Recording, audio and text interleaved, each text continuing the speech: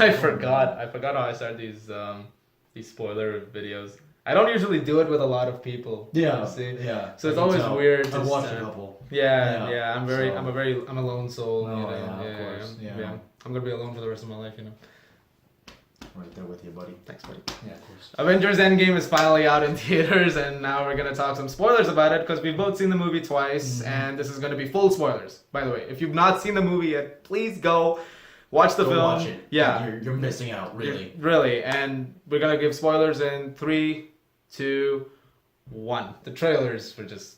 They show you basically just the first 15 minutes. Absolutely. Like there was absolutely nothing given away in the trailers. There was so much that we had that they didn't show. And first of all, I mean, thank you for having me on here. I really appreciate it. Of course. I've seen a lot of your videos. Big fan, love your reviews, and for everyone out there asking, he's actually finally with someone. Yay! Yeah, I know. No, but my name is Danny. I run a podcast called The Lamport. We focus on video games, gaming news, tech. Industry trends and the like. So catch us on iTunes and Spotify as well. I did not pay him to say that, by the way. No, I mean I wish, but I wish he paid me to put that in the video. Yeah. YouTube revenue is weird. YouTube revenue is weird nowadays, It is. Advertising is all I would weird. really like some money here. You think I wouldn't either? Yeah, just $5 after this is over. Yeah. Okay, cool.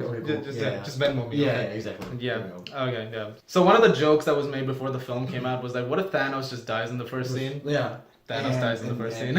He literally, within, the first 20 minutes? First 20 minutes, it Thanos was is dead. insane. And then there's, that time skip, which is, 5 years later. It was just so much to take in, right? Because I absolutely love the fact that, the Russos were talking about how before the movie came out that it would deal with the after effects of the snap from Infinity War and what happened when everyone got dusted. And I absolutely loved the bleak atmosphere they gave. Captain America is literally sitting in at therapy sessions. Right. And he was heading the therapy session. Exactly, right? Yeah. He's giving some comfort to people regular people who've lost. Which is so interesting because Captain America is the guy who was hope and optimism all the way, and here he is in a therapy session. Right, it just paints a really grim, bleak atmosphere, right? And those cinematic shots of an empty New York City with the showing, City Field. Showing City Field, right? Especially because being a New Yorker, it's the Mets and He even makes the joke, right? I miss the Mets. Yeah, exactly. Normally you always have this crazy filter surrounding it or making it look extra scary. Right. This was very natural. When you saw those shots of New York, it's it looks like a rainy day in New York, but it's just deathly quiet because of what happened. Right. Thanos' snap. And I like that they focused on that for the first act of the movie. Right. Because it's a slow burn, that first act, but at the same time, I think it was needed because half the universe just got wiped out. Right. And so you can't have those core functions of, a lot of what, how the world functions. Right. And it's things just don't go back to normal. Right. Yeah. And this is another separate thing, but maybe in the future, when Disney starts the Disney Plus thing, the streaming thing, I would actually love to see the after effects of the universe, right? Post snap, before we get the Avengers back together. What happened, if they do bring those street level heroes back, like Daredevil, Luke Cage, and Punisher, and everyone. Right. Interested in how the deal exactly say we get another TV series. It doesn't have to be Daredevil or any of them. But what happens to the world? There has to be massive amounts of crime going on in the streets, looters rioting or something like that. That was my first thought that went into when Daredevil and all the shows got canceled on Netflix, which was someone was making the argument about what's the point of having them if they're not going to be in the movies. Right. And I thought about it half the universe goes out. What if they got snapped? Not just that, no better time than the present. There's, less law enforcement, there's less everything. Right. Crime is rampant on the streets. Exactly. Crime doesn't stop because half the universe got extinguished. Right, exactly. And they even show that because later on in the movie when Ronan is hunting the Yakuza, it's like, you guys are still doing crime. He says that. And it looked like, during those 5 years that Ronan, Jeremy Renner, he played an excellent performance, by the way. Easily the best he's been in the movies. We'll talk more about him in a second. Yeah, but with Ronan, like, they were kind of doing that, like setting up that like street level, like, he's hunting down the Yakuza. He's he's taking the place of like that street level vigilante, type thing. That way they really grounded everybody in this movie. They really, and it's like first act is just loss. Right. The Avengers have never experienced that because every movie they walk out of it like, we won. Right, exactly. Because you have that scene with Scarlett Johansson, Black Widow, and she's basically heading the rest of the Avengers. Right. It's like they're picking up the pieces, like. And they're coming into those meetings, like, you only have Captain Marvel out in space. One thing I wanted to mention, because you brought up Captain Marvel, is that a lot of people, I think, thought of her to be, like, a major part of the movie. She's actually not. She's barely in this movie for, like, 10 minutes of screen time. Exactly. She comes in the first scene, which, actually, wait, we need to backtrack a bit here, because we started off talking about Thanos dying in the beginning, which... Let's backtrack a second. Movie starts, we have Clint Barton's family, they're on a picnic, and they get wiped out. You knew that was going to happen. Exactly. Because you knew that in the trailer, the moment you saw him as Ronan, it's like, he lost his family. And everyone, I mean, there were also just predictions, like, it had to have picked up right after Infinity War. Right. Because you would see Jeremy Renner's family get done. Right, and it's the perfect way to start the film, and I love that we then go into the ship. They're playing, and Tony and Nebula are playing the football on the Benatar. Yeah. And then I like that. That seems like a fun scene, and then it moves into, oh no, we're starving and dying. Yeah. Like, this is the last day. And that was incredible. When Tony was finally brought back to Earth by Captain Marvel, you saw him in a wheelchair. Like, he looked incredibly thin. Like, it was... I was like, holy shit. Yeah. There's actually a doctor's analysis which was made about how he was yellow around the eyes, and someone pointed out, like, that is a very acute case of jaundice, and that means that if Captain Marvel hadn't saved him that moment, he would have died within minutes. Like, he was at the tether's end of it. Yeah. Like, I genuinely believe that. No, and he legit looked like he hadn't gotten sleep. He was bone. Yeah, you can see his bone. Yeah, that was incredible. I was like, that wasn't CGI, was it? I think it might have been. Kind of was. I think it was similar to what they did with Steve in the beginning of the first Avenger, but he's all scrawny and stuff, Yeah. Tony in this movie, Robert Downey Jr., I said this in my spoiler-free review, easily, I think, the best performance he's given in this entire series. Yeah. He went all out. It'll be hard to, like, find another, I mean, if they even do a replacement, but it'll be hard to go above and beyond that, I think. Same thing with Captain America, and I think that was easily the best Chris Evans has ever been. Yeah. I think everyone here just went to the next level for this movie. I think all the actors and actresses just realize, like, how much this means to them, and they're like, you know what, like, this is it. We have to give it our best, right? Yeah. The movie opens. Nebula is like, I know where Thanos is. Right. And I think they realize that too, like, right after that scene in particular, right? After Tony comes back. Yeah, Tony comes back, and they're like, it's just that, again, that bleak atmosphere that we were talking about, where it's like, Tony's like, I couldn't beat him. Cap was like, I couldn't beat him either. Exactly. I lost the kid. He mentions that, which was this is a great line. I'm like, yeah, man, that's and seeing like Tony come full circle from where he started, right? Like, definitely. From Iron Man 1 all the way to here, where it's like he's actually responsible for someone else now. Right. He's responsible for Pepper, right? He's responsible for Peter, who he's lost. Exactly. And having Peter be like the first like child figure to him, right? Yeah. Before we realize that he has a kid, he has a daughter now. Right. Which he brings up in a really heartbreaking way, because I like the line where he's like, Cap, you remember what you said, right? Yeah. If we lose, we'll do that together too. Well, we lost. Yeah. We got it. But that's what we do, right? We're the Avengers, not the pre-Avengers. Right. Exactly. Like that's what we do. I think what really shocked me was like he got all up in Captain America's face and was just like lying. And Captain America, actually, what I liked in this scene is like he actually wasn't shooting back remarks at Tony. But I think that they also, at this point, I think they also realized that, like, that was the entire point of Civil War. Yeah. Right? Like, and that's the thing, like, Captain America realizes, like, they both realize what they've done here. Yeah. But I think that made that scene more intense when Tony just walked straight up and you could see the anger in Tony's it's like face. liar, no trust in exactly. him, and he just collapses. Exactly. The thing that was funny was there was a clip that was released where you see Natasha say the words, "He's using the stones again," and everyone immediately thought, "Oh my God, is he snapping fingers again? Like, is he doing it?" And then you get to the garden, and they like, "Okay, let's take him on," and then like. There's no ground defenses. There's nothing. It's just him. And he's just a farmer now. He's just a farmer, doing his thing, which is a good callback to the comics because that's exactly what happened in the comics. And the Scarecrow armor, which is also there. But that was shocking because I think everyone thought that they would save that kind of a thing for the final act, like taking on Thanos. And it's like, nope, he's gone within the first 15 minutes of film. But they had to get like him to be aggressive somehow. Right? And that's the thing, like they had to set him up again as the villain. Which we'll get to in a second, because we need to talk about why the time jump happens. Because they get there and they find out the stones are gone. And he says, well, the stones serve their purpose. Exactly, I destroyed them. I used the stones to destroy the stones. And again, it also, I think, what they did was like they also had Thanos come full circle. Right, exactly. Like he completed his mission in Infinity War. Like he's like, I'm done with this. These serve no purpose now. Right. One thing which people are gonna overlook, which is that he even gets somewhat of a closure with Nebula when he says, "Thank you, daughter. I knew you would, you'd understand. I knew you'd, understand." And then he gets decapitated. Right. And I was like, oh shit, that happened in a Marvel movie. Like you see Stormbreaker just clean off. Right? Clean off first his arm, and then of course his head goes off.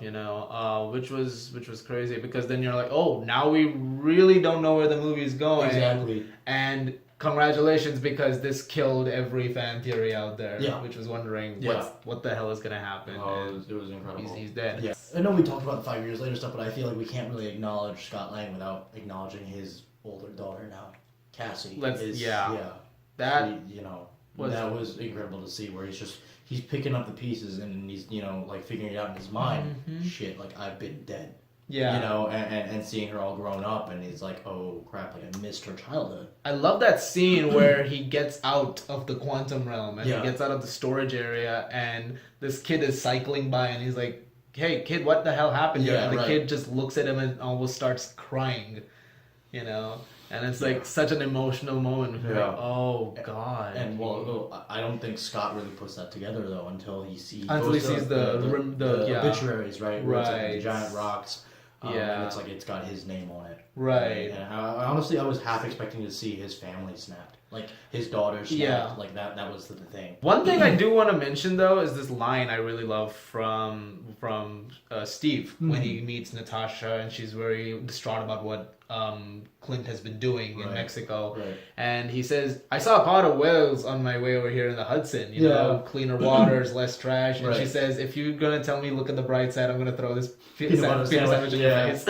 Which I think is a great way to, like tie into the whole argument about, oh, but look on the bright side, what Thanos is doing is going to achieve this stuff. And it's like, you kind of get a hint of that. Exactly. Like you see the bleakness. They're like, at this point it's just like, that's all gone out the window. Yeah. But on the other hand, it's like, this happened, but it's like, don't tell me to look on the bright side because I know you're trying to make me, but it's like, we still haven't moved on. Yeah. It's like, come on. Yeah. Which is why he says the line, he's like, I keep telling people they should move on. And some do, but not us. Yeah.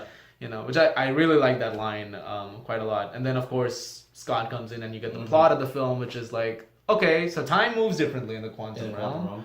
And the fact that this film moves forward because of Scott's theory from Back to the Future. That is true. That is true. That was really funny. But the movie calls it out for being bullshit, which I think is really cool because it's like, Scott, please tell me your plan is not Back to the Future, because that'd be bullshit. No, that was funny because it's funny because if you look at it clearly, not running into your past selves, taking something from a time and then bringing it back, that's Back to the Future Part 2 with the almanac. Okay, Hulk had a line about he did. The past can change, but it doesn't affect the current moment in which you left. Which I don't know if I get that. I don't know. Because I feel like from my perspective, like if you altered something about the past, of course, that's very significant. It would probably alter present or the future too, right? And that's the thing. It's like, how does that work?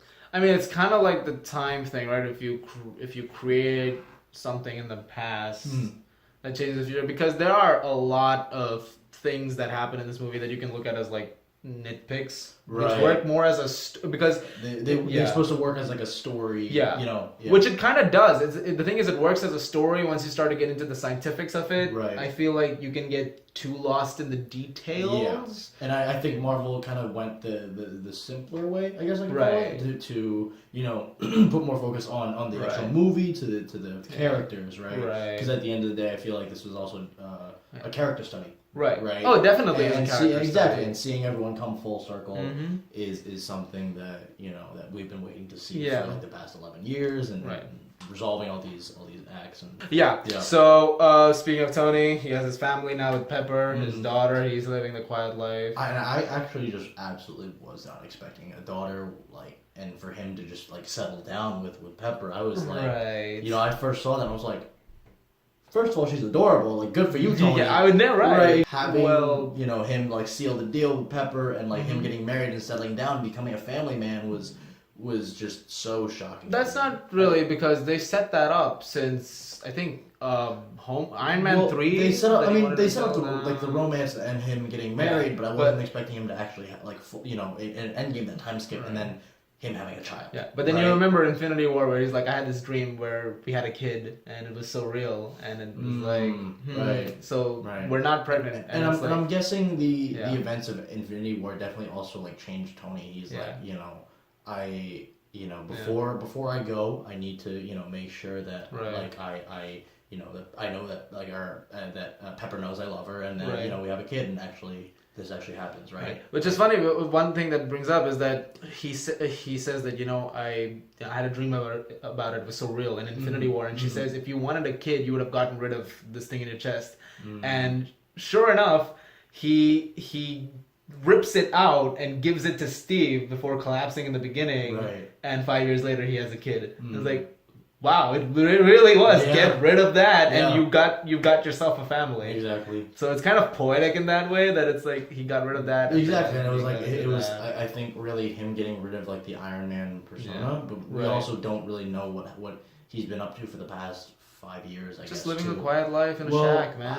I mean, we also don't know, because Iron Man 3 hinted at him being completely obsessed with like building, and especially because that's just that was Civil War. That was Civil War. Or no, Iron Man 3. Yeah, but Iron Man 3 was building, and then he destroyed it all in the end. In the end, yeah, but you get what I'm saying. Like you saw that in Iron Man 3, like his obsession for building, right? It's Tony Stark, the builder. So I wonder if he's also like kind of been refining his armor and fixing all because it's Mark 85 exactly, and the Mark 50 was in Infinity War. Exactly. So he's definitely been like hunkering down in a garage some nights and just like working on his suit, 35 other suits before making the one which looks like the comic book with the golden sleeves. And I wish we'd seen a little bit of that.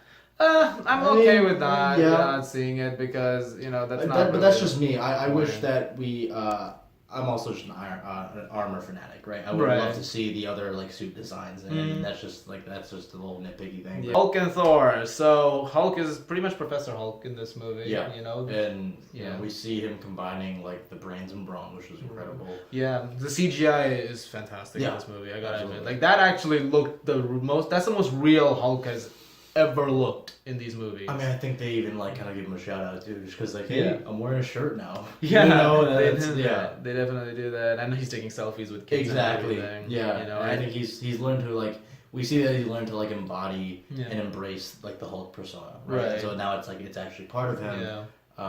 Which they actually hid from the trailers and posters really well, because the posters and all have him as Bruce Banner, and it's like, oh, but he's Bruce Banner for like barely a few minutes of the movie. Right. For the rest of it, he's Professor Hulk. Right. So good luck with seeing him as Mark Ruffalo normal. Exactly. Like I have. I don't remember. Oh, it's literally just in the beginning where we see him as Mark Ruffalo. Yeah, because he's in the beginning. Yeah, because he's in the Hulkbuster. The Hulkbuster punching Thanos. Yeah, exactly. Yeah, and that's all we get from Mark Ruffalo. Right. And then we see Professor Hulk, and he's just downing a bowl of eggs. Exactly. Scrambled eggs. That was a lot of scrambled eggs. It was. Yeah. Thor, So remember Infinity War when he said, what if I'm wrong? Then what more can I lose? Yeah. He lost it all. There you go. Yeah. We see the embodiment of that. A lot of people complain because they're like, he's fat now. He's fat. I'm like, well, he's lost everything. Exactly. He gave up. I guess. I mean, he just embraces drinking and binge drinking. Yeah. Fortnite. Exactly. Right. Playing Fortnite. Yeah.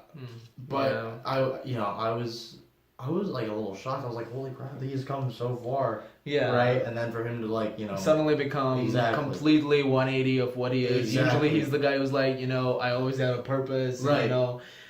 Fate builds itself, and it's like, oh, fate was wrong. I've seen a lot of complaints online of how they kind of made Thor comic relief in this movie and kind of took his like alcoholism as like a joke, No. And made like humor out of it. And it's like, no, I mean, I get it. It's funny that you see him as that after you know him as the really awesome guy. And exactly. You're like, and you see, I guess everyone was really like after that amazing scene in Infinity War where he's just like, bring me Thanos, right? And then he comes to this, and it's just like, we see how far down the drain he's really gone. But then that's the theme of the movie. Right. It's just showing how down the drain things have gone. Bringing it to the time travel, so finally they get to the quantum suits, and they go inside the quantum realm, the device works out, and they go into different timelines. They go into the first Avengers movie, the Thor the Dark World, and Guardians of the Galaxy, the first Guardians, yeah. We'll talk more about Guardians 1 in a bit because I do want to get into detail about a couple of aspects there. Yeah. But first of all, the first Avengers.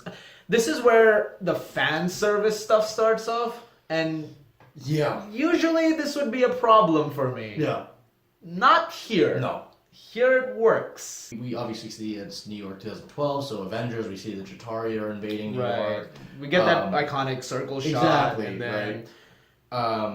But I guess the first scene I'd like to talk about is, first America's of all, ass. America's ass. America's that ass has to be discussed. Of course. But before that, the Cap versus Cap showdown, right? And America's asses. Yeah, exactly. Both of America's asses. But no, I think that was also something that I think everyone needed to see as well. Which adds to the argument about the fan service. It's like you could complain about it, but in this case, it works. Exactly, and this time around, they also dropped the hint or the scene from Winter Soldier when you think he's going to the elevator to go fight Rumlow or Crossbones. Yeah. And then he's just. Hail Hydra, and I love that because it's a callback to the comic thing. It's a callback to the Hydra. Exactly. Like Secret Empire was obviously hinted at, and I haven't read currently Secret Empire, but I do plan to, and it's like seeing that was like, oh crap, are we gonna get this ever? We're referencing everything across the field. Right. And I think it was actually just done really well. Like I wasn't expecting that. But they also brought back people like Robert Redford. Came back as Piers. Natalie Portman has like 10 seconds. She comes back. She's legit in the movie. This isn't like a CGI thing. Oh no, she's in the movie. Yeah. I kind of figured at one point they were doing like this like CGI add-in of the character, but it's actually not. She's actually in the movie. She's credited in the credits. She is there. They brought back Rene Russo, who's Thor's mom, Frigga. They brought her back, which is a great scene. I like that because Thor: The Dark World had that thing about he never got good closure with his mom, and he finally got that in this movie. And it's like, especially after, it doesn't look like he alters the timeline either. It's like, I think the movie really still sets her up to die on that day, right? She even says that. It's like, you don't need to tell me about my future. Exactly. It's like, you came back here to save yours, and I like the fact that every single character that the Avengers visited, it was really like a kind of a fun, reminiscing trip back in time. Where it was like, hey, we know what you came here for, right? Like even seeing Tilda Swinton as the Ancient One in New York was like, hey, you're 5 years too early. Exactly, 5 years too early. But we see that she's also like fighting in New York. Like as the Avengers were fighting, she's also fighting. Which brings up a very important point. Everyone has always asked about this. Like at the time that invasion happened in New York, what was everyone doing? Exactly. Now you finally get a sense of like, oh, that was happening in Midtown. Exactly. But on the other hand, here in Bleecker Street, here's the Ancient One taking down Chitauri. I was like, oh, that's so cool because, You know, you keep wondering, it's like, did everyone else just sit and watch? I mean, come on. And we see, obviously, that, like, Doctor Strange was, literally a surgeon at the time. He was doing surgery, right? Probably on someone who got injured during the assault. Right. And I think that was a really cool way to do it. But yeah, like I said, there's really fun reminiscent trips back in time, and we see the ramifications of like what everyone's been up to. Yeah, and she talks a lot about the time stuff, and but she brings up the important point. It's like you'll rupture it, and it's like we'll return to that same point. It's like but this trip can kill you. Yeah, and it's like that's kind of true. When you're treating a villain, you do it two ways. Either you give him a more sympathetic side, so you connect with him as an audience member, and you sort of are like, you know what, his intentions are evil, but I kind of see what he's getting at. Right. Or the other hand is you portray him as the baddest person alive, so you hate this guy. Yeah. Either way, you've got a great villain on your hands.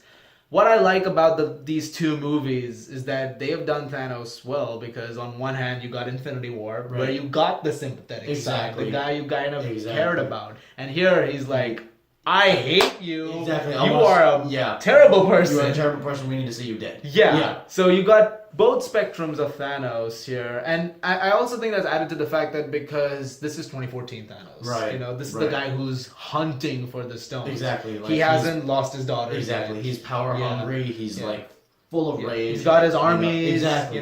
We see him wiping. We see him wiping like blood off his sword, and it's just like he throws the fucking rag, and it's just like. Wow. Like this is the hellbent Thanos that we have. We haven't gotten the chill, like the more, Thanos, sympathetic Thanos yet, because even he doesn't know that side of his mind yet. But then we see when Nebula sees that there's another Nebula from like her video feed or whatever. Right. We see that Thanos is like, we're starting to realize, like the Avengers aren't going to be a pain in my ass, right? And you get that entire, he goes through the entire thing, and I like how he sees his death happen, and he's like, and that is destiny fulfilled. Exactly. Like, I love that he actually still has that reaction to it. It's I love the fact that he like realizes that like this is gonna happen whether I want to or not in this timeline or whatever. Right. So I'm wanting to make sure that it does happen, you know. I don't.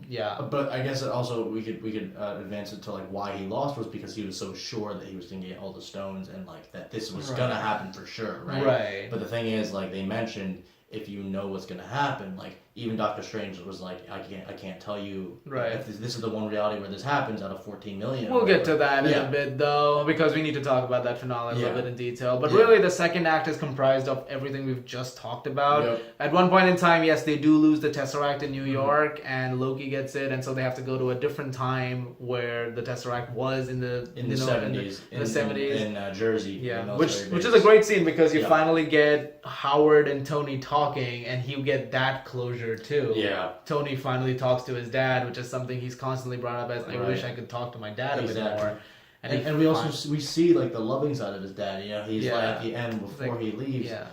We just see like I feel like Tony was a little devastated too. You see his dad was like, there's nothing I wouldn't do for this kid. Yeah, and it's like, oh my god, that's true. And it's like, wow, that's good closure. Right. And you also get a hint at where Captain America's arc is headed because he sees Peggy in the office, which was a great moment, because it's like, and he's living with that, that regret, like, oh man, the life I could have had, and it's like, and that's your setup to what's about to happen in the ending regarding Steve's storyline.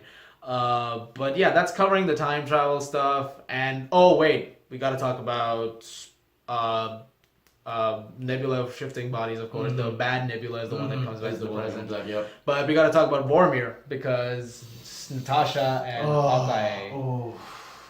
Leads to the one big emotional scene of the movie at first. The first emotional scene of the movie. I actually just was not expecting that altogether. I'm at a loss for words. Oh man! I mean, especially because it's like I knew that there was gonna be a Black Widow movie, right? That's a prequel, exactly. Right? But I guess we had never guessed that it was gonna be a prequel until this happened. Yeah, so now you definitely know that's in the 90s. They brought up Y2K as the plot point at one point during conversation. That actually would be interesting though. Like I'd like to see that, but it's like. We will see like the little Russian ballerina death factory. I think we're finally going to see Budapest, exactly, which has been talked about at this point. It's like Budapest was very different. Right. Like what happened at Budapest? We'll finally get to see that, and we see like the evolution of Natasha and Clint's friendship in this movie too. Like they're on the ship to Vormir, and they're like Especially like that little Come small a long way since Budapest. Right, exactly. You know? Especially that little small fight scene where they're just like trying to get each other to like, you know, decide who sacrificed exactly. the Soul Stone, which is something Natasha brings up in the first Avengers movie, because she's like, you know, I've done a lot of killing in my life. I have red on my ledger. I need to wipe it out. Right. And all the movies that have gone by is like she's trying to get this redemption arc. She's trying to let it all go. Right. And now she has a chance to be the person who can bring everyone back and save people. Right. And now she is, you know, she suddenly has a chance to do something good for others, and it's like. Her way of wiping the slate clean. She's wiping her red ledger clean. So this brings us to the third act, where finally everyone comes back. Nat is lost. There's a very sad moment where they're like, "Damn it, the stones took her away, man. These things are pure evil." Right, exactly. You know. Yeah. But of course, now this comes to the gauntlet that's built by Tony, which has to house the stones in there. Thanos had to go to like a dying star to get the gauntlet made. Yeah, right, you know, exactly. To Nidavellir. He had to have like the dwarf or Peter Dinklage to make. You know, right. And Iron Man just made it with a box of scraps. Exactly. And you're telling me, you know, Thanos didn't even have to go to a dying star to get the fucking gauntlet? Like, I was like, fuck, he did it without like just. He did exactly. It. Yeah. Right. Yeah. But obviously the only person who could wear it is Bruce Banner, because gamma radiation, they share Bruce that Banner, in common. And of course he starts to absorb it, and it burns half of him, obviously. But he manages to regain just enough that it's the snap to reverse and bring everyone back. Yeah. Which for some people might be seen as like that convenience thing, where it's like, oh, here's a brand new gauntlet, but it apparently works the same way. So it's like the stones just have prior memory of the fact that they wiped out stuff earlier. Right. It's like, yeah. I mean, I guess it's really like a wish granting thing. You know what I mean? Yeah. It's just like, it exists so you can... Happened in the comics, right. You know what? Exactly. Alright. It reverses. Right. You know? But it's also like, you know, we see just how much pain Mark Ruffalo and Bruce Banner had to go through just because, you know, he tried to have that conversation with the Stones, right? Like, I want to see what that looked like for him. Where he was trying to bring Natasha back, and the reason why that it hurt so much or that it burned him so much was because the gauntlet was just like, no, that can't happen. Yeah, which I'm curious about is like, what did he tell the Stones? Right, you exactly. know, in that split second in his head, like, you know, was he communicating through with the Mind Stone? I suppose? Right, exactly. Like, what was going on? Like, what kind of Yeah. conversation did that look like, and what would happen? Right. No, it obviously brought everyone back. We can see that through like Hawkeye's phone call from his wife. From his wife, and then of course you get. But at the same time that happened, Nebula brought Thanos' ship through the quantum realm. Right. And he. Or was it through the quantum realm? It was through the quantum realm. Yeah. Because it shrinks and then becomes gigantic and smashes through the roof.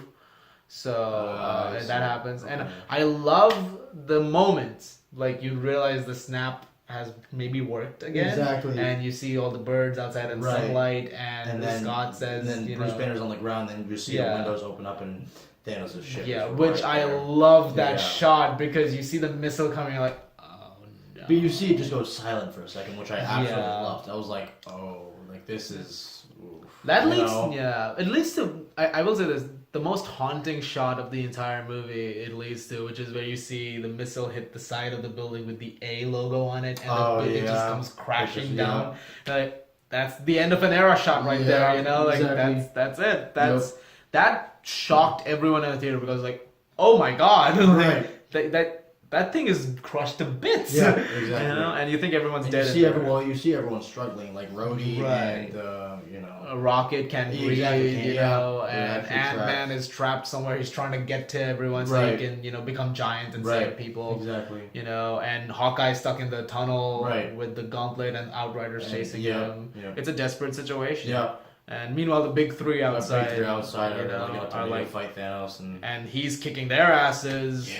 You know? Which I was like, oh, you know, it's like we've seen this before, but it's like, we know that Thanos is just like just gonna beat the crap. He's gonna beat the, and plus he's a younger Thanos who hasn't, you know, who's like 9 years younger. I'm like, he's still in his hardened battle mode with his freaking propeller blade sword thingy, which is, where was that during Infinity War?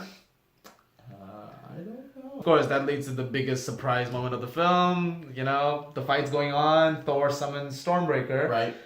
Thanos catches Stormbreaker. Holy shit! Almost stabs Chris Hemsworth. Yeah, and then Mjolnir is picked up, and you're like, I wonder who it is. Exactly. And then you've been wondering since Age of Ultron. Well, here's the thing. I think they still made it come out of left field. That's the thing. Right. Like there was still that surprise factor. Yeah.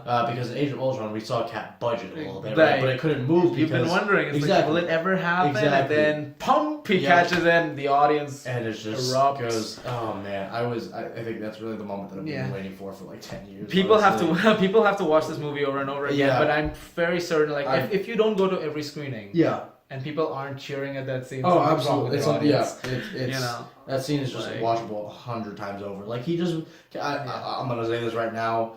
To get this out, but Captain America really pulled out a fighting game combo. That was true. Like he led down. I mean, seriously, the combo he pulled on Thanos after that. He just lays into him with the shield and Mjolnir, and then like summoning the thunder and bringing him. And it's just like crazy. Captain is worthy. He's literally worthy. I love that part. And then of course Thanos breaks his shield, but you know that of course had to happen because I think the more you hit down on someone, the worse they're gonna hit down on you. Right. But then right as you're thinking that's the end for Cap and Thanos' entire army is just staring down.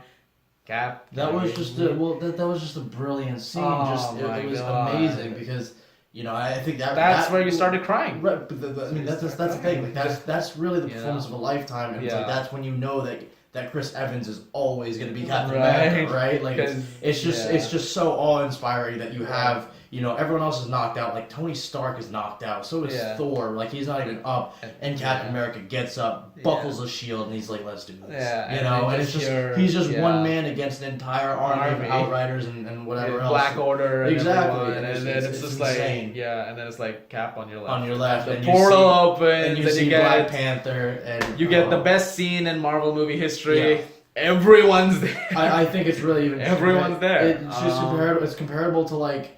You even see Wong, right? Wong's there, and he's brought all the sorcerers. Exactly. This was like Return of the King. Everyone's there. Yeah, exactly. Everyone's there. This is like the battle of a lifetime. Battle of a lifetime, and you get that scale. I mean, it's crazy. Right. And then you get that awesome moment. Cap finally says, "Avengers assemble," and it's so fulfilling. It's a dream. And again, we get back to the fan service point that we were making. It's like, yes, it's fan service. Yeah. But it works. I was just surprised that, like, to the plot. Both theaters that when I went to the screenings, I saw it to some theaters. Exactly. Both screenings when everyone came back, when Spider-Man came back, especially loud, man, and it was crazy. And I was also just like, holy crap, this happened at my 2 a.m. screen. Yes. No, literally, I got out at 5:30. And we were back in the theater within hours, we were back in the theater. Yeah, for me, it was 7-8 hours later. Our screenings were didn't get a good night's sleep. It's worth it. I was filming the review until 4:30, so I was... It's worth the brand game. It was crazy. Yeah, it was crazy. I think if I had to do it again, I'd definitely go to the I would do it again. Yeah. I would definitely do it again. Yeah. But this, of course, brings us to that scene where Tony, like you said, there's one possibility. This is the one. And I think Tony realized that, and that was but what I love is that Doctor Strange is like, if I told you what happens, it's not going to happen. Because I feel like he says that, if Doctor Strange is like, hey, you die. This is where you die. But I think Tony was like that subtle but small and really quick moment of like realization for Tony, or like epiphany, where he's like, oh, I get it now. This is what has to happen. Yeah. But first, real quick, let's just talk about that scene of Tony and Pepper fighting together. Rescues finally, and it's awesome. Exactly. Husband and wife side by side. It's perfect. It's just the last battle is just wish fulfillment. It's a wish fulfillment. It is cinematic brilliance. Yeah. Probably one of the finest things in cinema. Absolutely. I genuinely said that in the review. I said this is one of the best final acts in cinema history. Right. This is exactly what you wanted. Right. And there is nothing to complain. I really nothing to complain about. Oh my god. And this is where we got to bring up Captain Marvel up till this point was gone in the movie. She wasn't in this movie. And she comes back. And then suddenly it's like, boss, there's something in the atmosphere. And boom, she smashes through Thanos. It's crazy though, because like the entire ship just starts firing at her and nothing happens. Nothing hits her, and she just smashes right through it. It's like that's when you really see like just how strong Captain Marvel is, right? And you get that great Women of Marvel scene, which a lot of people have been asking about. Absolutely. I think really also we see Wanda Maximoff again, right? Which is so great because she's actually a legit threat now too. Yeah, like, I think before Captain Marvel, she was also one of the strongest characters in the MCU. Right. Right. And so then here she is like, oh, you killed the guy I love. Exactly. I'm even more extra pissed off right now. And she's like, I don't even. Thanos is just like, I don't even know who because you different are. timelines. Exactly. Like, you will. You will. Yeah. Oh my god. Bunch of great lines. And the fact that Thanos just has an entire ship fire at her just to get her off his back was right. Oh man. Which was that was crazy. It was like just fine. She almost got to him too. She started smashing his armor, bits and everything. Like she was gonna kill him. She was genuinely gonna kill Thanos. And she was that close, right? And that's the thing. Like legitimately this close to getting rid of Thanos, right? Yeah. There is one thing about Captain Marvel that I do want to mention though, which is that a lot of people saw her as like the savior. Right. I'm glad they played that. I'm glad they put her in like a lesser role this time. Right. Yeah. Which I think is good because she just got introduced. Exactly. Right. And it's like I feel like Marvel has a way of doing things where it's like, every character that they introduce now needs a solo movie, right? Right. And it's just like, oh, okay, that formula is gonna carry them, but it can't keep happening forever. Yeah, right? And we can't have her suddenly appear out of nowhere with her own movie and be like, oh, she's the most powerful character. Exactly. It's like we gotta pace ourselves here. Like she will get the final blow. Right. Just not this. Just not this time. Yeah. Honestly, the Avengers deserve it more. Yeah. So. Plus, you may as well end it with the guy who started it all. Exactly. And it's like the MCU started with I Am Iron Man. It ends with the Infinity Saga. At least ends with I Am Iron Man. I Am Iron Man. And I think it really couldn't have been a more fitting conclusion. Yeah. What I love is that a lot of people asked about how he got the stones, which is. It was all nanites, He absorbed it into his suit from the gauntlet, and then he used those stones. And you might be wondering, it's like, how did he keep his cool together? I'm like, well, number one, it was a sacrifice play, and two, it was like... the thing I found amazing was that this new suit literally just makes him basically superhuman almost, like... Yeah. He survived like a knee to the stomach from Thanos. Right. Right? Like, which is the incredible. Knife, this blade. Exactly. He gets stabbed by his own blade. Exactly. In War. And, it's just like how far he's come to. Right. And then like Pepper is holding on tight. Like, he's trying not to cry before he dies. Yeah. And his death was just absolutely just brutal. Because, I am Iron Man. Exactly. It was brutal to watch because like, this is the guy you started with. Exactly, you started with him, and it's like you've known him as Iron Man for so long, but it's also like, when he's dying, he could barely speak. He could barely speak. Like Infinity Stones really just messed him up, But the part that actually made me like cry in the theater when that happened was not so much when he was about to die or when the arc reactor went out. It was more when Peter came and he was like, we won, Mr. Stark, we won. Exactly, and it's man. Just like... God, that part of like for me was like Peter gets it, but at the same time he's like struggling to hang on to the fact that like he's still a kid and it's like he's gonna make it. He's struggling to hold on to that. In fact, it's a great parallel because Tony hung on to Peter at the end of Infinity War, and it's like Tony got to suffer through that, and it's like a reverse situation where it's like now Peter is having to go through what Tony went through, and like I can only imagine what it's gonna be like in Far From Home too. Yeah, because because we see Peter lost another father figure, right? Right. And like also just like the reaction that it's like, oh, I saved the universe, but and it's like I'm still a kid and I still have to go to school, so is it all worth it? You know what I mean? Like I just lost one of the most important people in my life. Yeah. At the cost of saving others, but you just see him like. Yeah. Like when he walks into school, he just that like little small shot of him, like with Ned, and he's got his head down, but it's like I got the feeling that Peter was happy to see Ned, obviously, right, as his best friend, definitely. But you see just like what price that Peter had definitely to pay, right, which is exactly, and I think the one thing which I wanted to bring up is like it's good that I was actually hoping that I know this sounds terrible. I was like, I've watched all of these movies and multiple times, and I watched several of them before watching Endgame. Right. And the way I saw the story going, I said, "There's no way this ends without Tony dying." Because, absolutely. I think we either both him and Cap. Well, Cap is Cap got a good send off. I think. Which we'll get to in a second, because I do want to talk about that a little bit. But in the case of Tony, I'm like, I don't see this ending for him any other way than a final sacrifice. There's no way he lives through this. People have been theorizing about that for a while now. Yeah, so I'm kind of glad that they went on that. They were like, yeah, this is the only way it ends. Right. You know? Right. Like, this man's life has just been a fight. It has to end this way. Exactly. You know, so I'm glad. glad. And even Pepper's line says that it's like, you know, you can finally rest. You can rest now. It's like you're and done. it's like we get the sense that Tony couldn't rest, right? Right. Like, he's so busy building, he's so busy being Iron Man, right. that it's like, oh, he can finally let go now. That's you know, and it's like, even when you thought that the end he of was the Iron Man exactly life, like even when you thought that he like was settled down with a family and a kid, like it still wasn't enough. He wasn't enough, right? Like he had to embrace Iron Man to finally get his like solace. It wasn't over. Exactly. In his end. And it was the funeral scene. The funeral scene was that hit me. That really, But what I liked about that scene, as emotional as it was, and the score in that scene is gorgeous. By the way, soundtrack on this entire film is actually absolutely amazing. Yeah, Silvestri came through. But one thing I want to talk about is that in that scene, I love the part where you see the little proof Laurel that Tony started. Yeah, and it's like it's such a throwback. Full circle. That's full circle right there. Yeah, that's what I'm talking about. Exactly. It's that little subtle like nod to Iron Man 1 that everything happened, right? I love that.